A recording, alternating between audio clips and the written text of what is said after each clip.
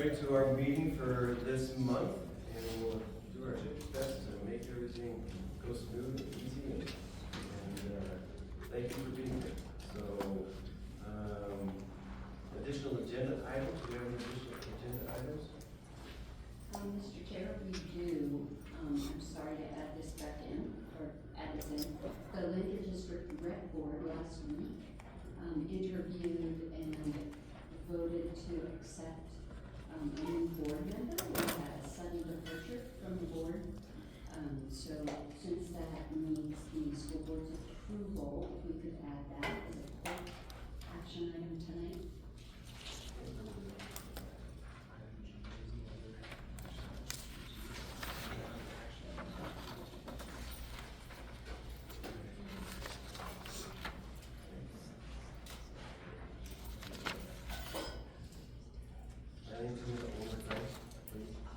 Approval of the new Lander District Rec Board member for a 5-year term.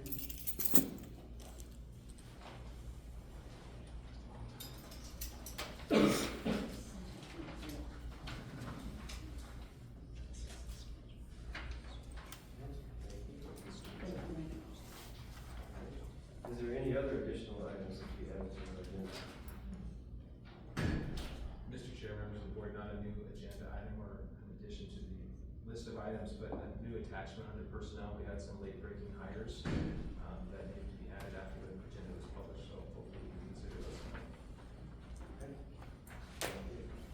Approval minutes. Minutes. Do we have a motion to approve minutes from our previous meeting? Do we have a second? Been moved and seconded. All those in favor, signify by saying aye. Aye. All abstaining. Motion passes. Okay. Recognitions. Thank you, Mr. Chair. Several items to share this evening. First, I wanted to talk a little bit about some students from Baldwin Creek Elementary who represented Fremont One at the 2025 Wyoming State Spelling Bee. So there were only 75 kids in the state that competed in Lander, and ours did very, very well. They were Hallie Wendell Green, Eddie Osorio, and Kendu Sanchez, and they did super, super well. Holly actually advanced to the oral round of competition, so that's only 25 kids. It's just one of the top 25 finishers. There's a great write-up in the Lander Journal. If you haven't seen it over the weekend, there's some interesting quotes and insight into what happened at the spelling bee, so please check that out. But congratulations to those 3 students and their faculty sponsor, Mrs. Jordan. Nicole Jordan's just such a champion for reading, for writing, and all of those skills that we're trying to drive home with all of our students. So I want to give a shout out to those folks. Switching to the middle school, we recently several of our students participated in the 69th annual Wyoming State Math Competition. And students from Lander, once again, did quite well.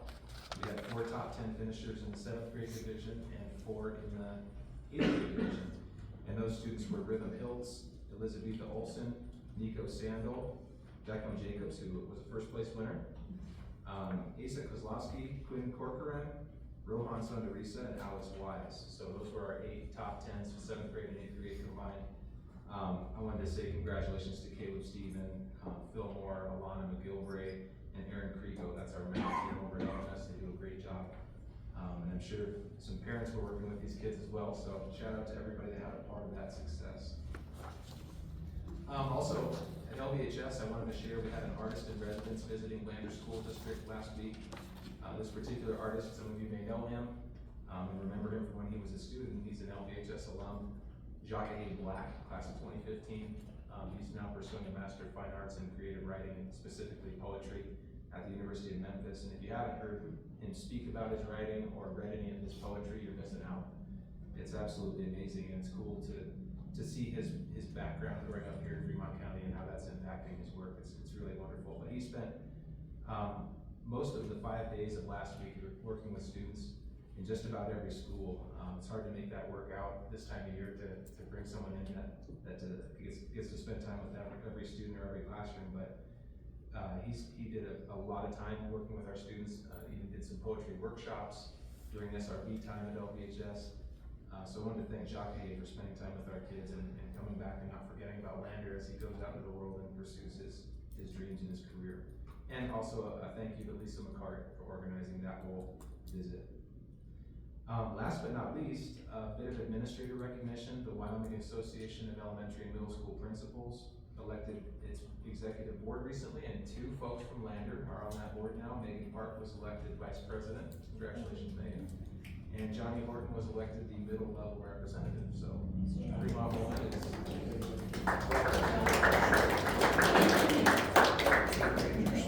So thank you for using some of your spare time to take on those leadership roles with the statewide organization. That's awesome. And with that, Mr. Chair, that's all I have. Any other recognition? No? Public comment, additional comments for items that are not on the agenda? None, so we'll move forward. Board member reports. Any board member reports? Mr. Chair? Thank you. I will try to be quick because I know we have a lot to cover. I just wanted to reiterate a few things. I was able to go to the math competition, and I just wanted to applaud Lander, our representation. Our students were polite and they were just respectful, and I'm just very proud of the turnout from the middle school and the high school. So great job to our district leaders for that. And then representing Baldwin Creek, besides the spelling bee, which is awesome. Just wanted to remind everybody, if you haven't gotten a chance to watch Bobcat News, Mrs. Jordan and the Bobcat News crew do a great job. They interviewed Mr. Horton recently and Mr. Harris, so that was really cute to have the kids interview and ask what the superintendent actually does. And Mr. Harris did a great job on there, and they gave me 2 truths and a lie. And so it's very entertaining. They do a great job. So just want to reiterate, you can find those on YouTube, and I think they're fun to watch. They come out every week. And then as far as my representation on the state board, we actually, WASIA, the Wyoming Association of Special Education Administrators, was in Lander last week for a statewide conference. And so I was able to pop over for a couple hours for the last day, and we had a couple of board members there, and there were some great questions and some feedback about the changes that the state board is working on with graduation standards and how that impacts our special education population and certificates of completion and accountability. So we're really working hard on being able to change the accountability model and looking at just how things moving more with alternative high schools and the accountability measures. And so I'll have some more updates on that from the state level. We meet again next week. And then I think that's all I have. Additional board member reports. I had the opportunity to attend the play Friday night, Alice in Wonderland, and Miss Dagan was a fabulous actress in it, and it was a well-done performance, and just applaud everybody who had anything to do with the performance. There's the set, the costumes, all of it, just amazing, and the talent that we have on that stage is phenomenal. Very good. Mr. Chair, if I could, Dagan, I need a CD of that soundtrack too, by the way. Good classic rock soundtrack. Additional board member reports. Mr. Chair, I just wanted to add in, I believe LDHS also got first in the Class A math competition, and in the Class B we got third. And then I wanted to recognize Deidre Meyer for Dancing with the Stars. She was some good talent amongst our students in the play and our staff. Thank you. Mindy and I were partners, and And thank you, yeah. Yes, I am sorry, and Mindy. Thank you. Yeah, thank you, Mara, and thanks for coming now. Thank you, rehearsals. Appreciate it. So, My ankles are still sore. Yeah. additional board member reports? I've got one. So, one of our former students graduated 4 years ago and attended Oklahoma State University, and she is going to be recognized during the graduation ceremony at OSU as the outstanding student in agricultural sciences at OSU. And in addition to that, she's applied for her higher degrees, and she got an offer from Purdue that she accepted, and they offered to just skip the master's degree program and take her straight into a doctoral program, and are taking pretty good care of her. So our kids are out there, the ones that are gone out there doing their grown-up sort of thing, are just kicking it. But that's a good testament to the quality of kids that we have at Lander Valley High School, Fremont One, and the the opportunities that our kids get as they go on through our programs and going to be adults and that kind of thing. So that's kind of a fun one too. Student representative report. Mr. Chair, obviously, the play, it was such a fun experience to be part of, and I think our theater program is growing so much, and it's becoming its own crazy thing, and it's such an established thing now, I think. And it's just such a fun place and fun thing to be a part of. And then our track and soccer teams are doing pretty well so far into their seasons. I know boys soccer and girls soccer are doing particularly well. Choir and band, we actually just got back from our festival today and yesterday. And then next week today, we take the ACT in Wyckoff. That's fun. Crush that, by the way. And then our student council elections are also coming up next. So, things happen. Thank you. Superintendent's report. Harris. Yes, thank you, Mr. Chair. Couple topics on here, not as much fun probably as what we were just talking about, but, first item on my list of things to update you on is the Education Savings Account Program. Several of you remember from the legislature, this bill, House Bill 199, the Steamboat Legacy Scholarship Act, and remember it provides $7,000 to, per child basis to certain Wyoming residents who choose to have their children homeschooled or otherwise not attend public schools. So we're lucky in Fremont County that the Education Savings Account Coordinator lives here in Fremont County. Her name is Stephanie Zickerfoos. She's the former superintendent at Wyoming Indian Schools. So the superintendents of Fremont County sat down with her a couple weeks ago, and I got to pick her brain about the program. And I just wanted to update you on some of the information about that program. One of the key stipulations that will affect us here in Fremont One in particular is that a student who's receiving these ESA funds cannot simultaneously be enrolled in a public school, even an online public school like Connections Academy or one of those. You have to either be fully homeschooled to get the ESA money, or you're partially enrolled in a public school, but you can't cross-pollinate and double dip was the term that was used. So the way this system is supposed to work is that providers who want to provide services to these students in the ESA program will apply to become what they call education service providers, or ESPs. They put their services on this exchange website that Stephanie Zickerfoos referred to as kind of like an Amazon.com type of model, where a parent can log on and look and see what services are offered by different providers in the state, choose which ones they want, and the amounts associated, the costs associated will be shown on the website. Parents can say, oh, I have a balance of $7,000 for this child. They order what they want, and then they enroll, because if you're an ESP, you've already been vetted through the state to meet the various requirements. And then the money goes directly to the ESP based on who's enrolled, not to the parents. The parents don't actually see the dollars. They go from the state to the ESP through this online platform, which is called Odyssey. Apparently, Odyssey does this type of work in all kinds of states around the country. So that's kind of the short of it. There are a lot of questions to work out about like enrollment, who can be admitted. There's some special education questions.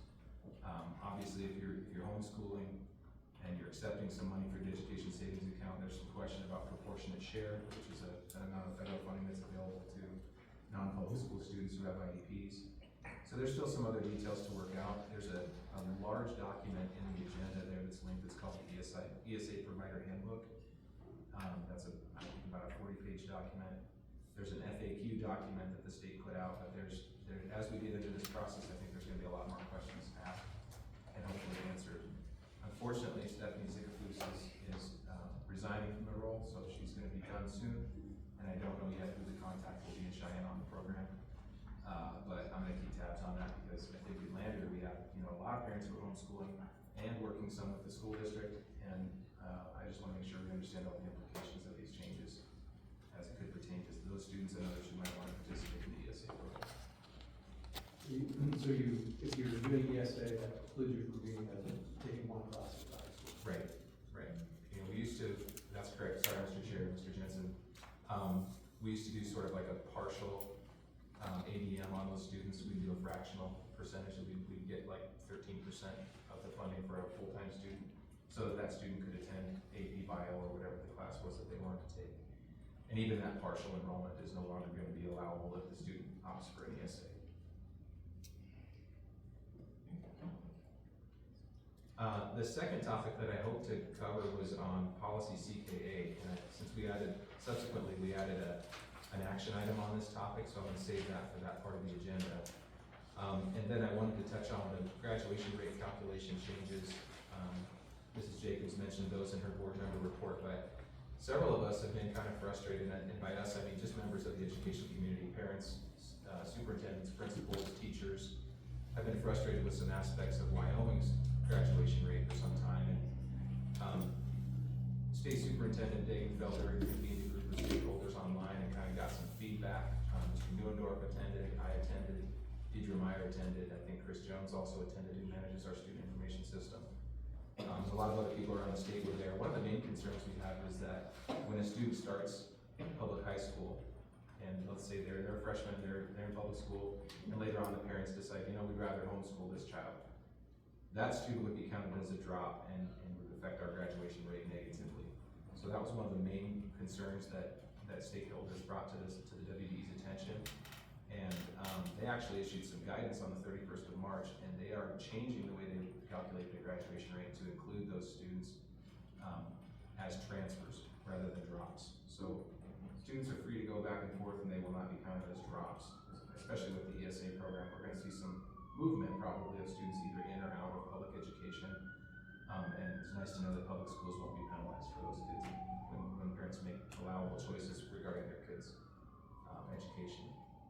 A couple of other aspects of this, if students are going to be enrolling in a high school equivalency program, like a GED or a HiSET type of program, if they go to that program, they can be counted in the denominator, and they are included in the graduation rate, but I believe what they're talking about is if they're in the Job Corps, they would not necessarily be counted as a drop.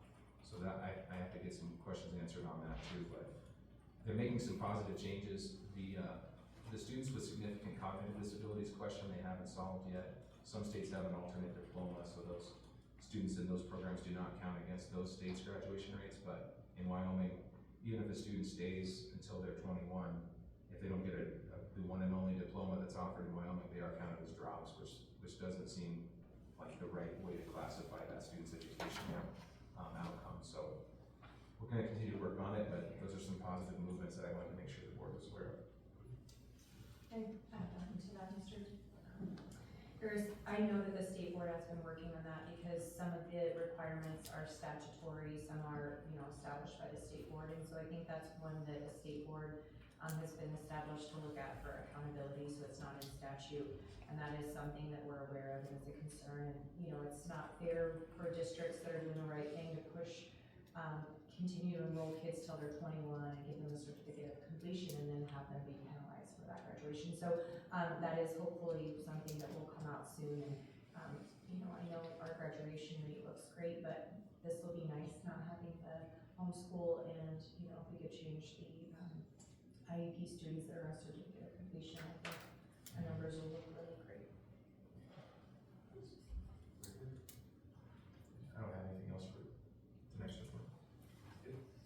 So moving on, we would, Jamie, back to me here. There you are. A little presentation for us, an explanation of CILI, biliteracy recipients, right? Yeah. Do you have access to the little presentation that I put together? Or can they project it? Can they see it? Or I don't have. It's on. it's Is it on embedded. the agenda? It's in there. It is, I yes. can probably share my screen. Okay, I might. Or, Okay, I don't have one.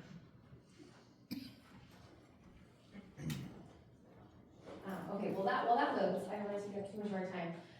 So thank you so much to the board. For those of you who don't know me, I'm Jamie Basham, and I am a Spanish teacher at LVHS. And so I just wanted to take a couple moments to highlight some of the amazing students that we have at LVHS here in our community, and starting with the Seal of Biliteracy recipients. And for those of you who don't know, the Seal of Biliteracy is recognized at the state level, at the national level, and then at the global level. And basically it says that these students, when they graduate high school, they are proficient in 2 languages, English being our first language for most of us, and an additional language. And so the criteria that needs to be met in order for these individuals to receive the Seal of Biliteracy They need to score 18 or higher on the ELA portion of the ACT. And then they need to score a 3 or higher on the AP Spanish Language and Culture exam, which is a pretty intense exam. It's about 4 hours and it has 46 themes and sub-themes all in Spanish. Or, I actually asked Mr. Newendorf this year if we could administer another standardized test that's called the STAMP 4S. And it's an adaptive test in Spanish, and so they have to score 5 or higher on all 4 domains in Spanish. And so we actually have 2 recipients. This is our second year of being able to offer this at LVHS, and it just demonstrates the dedication that these students have to work towards proficiency. It shows the world and the post-secondary world that they are like very functional professionals in the college world or the professional world. They'll be able to handle transactions and complications and negotiate their way through the situation. So it's just a really incredible achievement. And so I have with me tonight, if you want to go with me to the next one, or if not, that's fine too. I put their pictures in there because I wasn't sure if they were going to join me because they're like super busy. They have everything going on. But we have Finn Richards.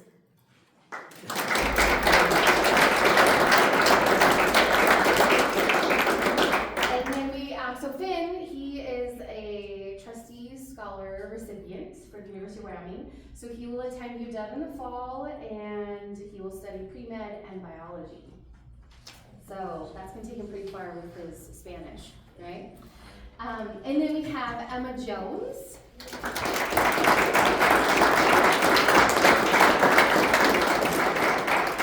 Who is also a UW Trustees Scholarship recipient. And she is going to study in health sciences, undecided. But if she goes into the medical field, being bilingual is a huge piece in the medical world. So congratulations!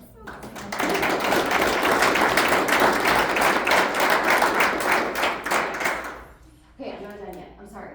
I asked Mr. Newendorf if I could kind of tell you what we're doing, because I went to him with another crazy idea, which every time I go to his office, he's like, oh my gosh, this lady again.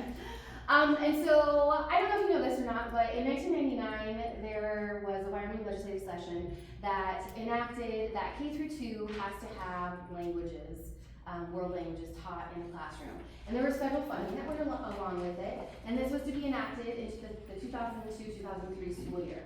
Well, that is still standard, but the funding went away. And so PBS did a really great job. They had this wonderful show called Salsa, and it was like hand puppets, and they taught Spanish, and it was great. But it's a little dated. And my son started elementary school, and I was like, we can do better. So that's when I went to Mr. Newendorf, and I was like, hey, I have this idea. Tigre means tiger. What if we had something called los tigritos? Because whenever we add ito or ita to anything, it makes it diminutive. So little tigers, los tigritos. And we would use my upper level Spanish students. We would go into the classroom, we teach them the basics, because a lot of our K through 2nd teachers don't have a lot of language ability, proficiency. And so he's like, cool, let's do it. So our last year was our first pilot year, and we did it during SRV, and it worked. Okay. It was a little bit of a struggle for the fidelity of the program, because if our students had an SRV referral, that took priority. And so it kind of left our elementary teachers in a lurch sometimes. So this year I said, okay, how do I make this better? And Brad's like, well, make it a mentor class. I was like, oh, I didn't know I could do that. He's like, I quote, you can do whatever you want. And so I did. And so we started, it's a 5th hour mentor class, so the students get half a credit of elective credit. And they go on Mondays during our 5th hour, they check in with me, they go into their materials, they are creating all the lessons, they are creating all the material. Our LVHS Spanish department, Mr. Rich and I, were providing them with the thematic units and the vocabulary and direction. Our IF, Christy Nelson, is teaching them how to teach so that they kind of have those Kagan structures and they know how, pacing, 6-year-olds really don't have a huge attention span, so you gotta keep it light and then do an activity up and moving. And so she's been really instrumental in teaching the students how to teach. And so we go on Mondays to 1st grade, and then on Wednesdays we go into 2nd grade. And then Friday, our schedule is way different because it's all classes. So they spend that time as they work in the library and they plan for the next week. So, and so if you go to the next slide, you'll see these students. There are MVPs of language teaching. So Sydney Ayers, Aspen Dar, Anna Delaire, Alex Leclerc, Lucy Stamps, who you saw as Alice. She's a real MVP because she's done this in every form of Los Tupitos, and she's phenomenal. Miley Wada and Taylor Worthy and Wyatt Holloway. Wyatt did it for me last semester, and after about 2 weeks, he's like, teaching is hard. And he lamented because he's like, you guys make it look so easy. I'm like, yeah, I know, we do. So he had a pretty steep learning curve, but the kids, the little Gannett Peak kiddos, they love the Tupitos. So where do we go from here? We're gonna keep trying to add to the program, keep making me better. I'm always asking for feedback. Christy and I were working with the first grade and second grade team to make it better. And ideally, I would like to find some funding for next year to buy t-shirts. That's a little t-shirt design that I created. In my past life, when I lived in Gillette, I ran a language camp during the summertime where we did tie-dye t-shirts. So I envision something like that happening, and so I'll keep you posted on that. And then the other slides are just some feedback that we've seen. The students give me some feedback, and then the first grade team gave me some feedback, and the second grade team gave me some feedback. And my favorite piece of feedback was from the second grade, I think it was Mrs. Lyons. She said, it almost brought me to tears, because she said that now her second graders are not only using Spanish during Spanish time, when it's a designated time, but they're using it throughout the entire week. They're practicing it throughout the entire week. And it's really evolved because the kids now want to learn more. And it's just a way to expose the younger students to language, which will in turn help literacy and that multicultural viewpoint, which I think is really important in today's society. So thank you so much for your time. And I appreciate this momentito to present what we've been up to at LBHS in our Spanish department. Do you have any questions or concerns for me? Okay. No, but Jamie, thank you for being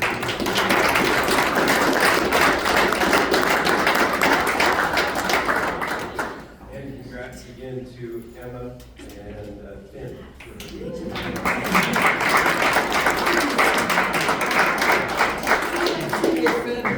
Finn, you got a water bottle right here? Oh, I didn't. Oh, okay. Okay, next on the agenda is executive session, so we need to have a motion to adjourn to executive session. Is there a second? Been moved and seconded. All those in favor, signify by saying aye. Aye. Motion passes.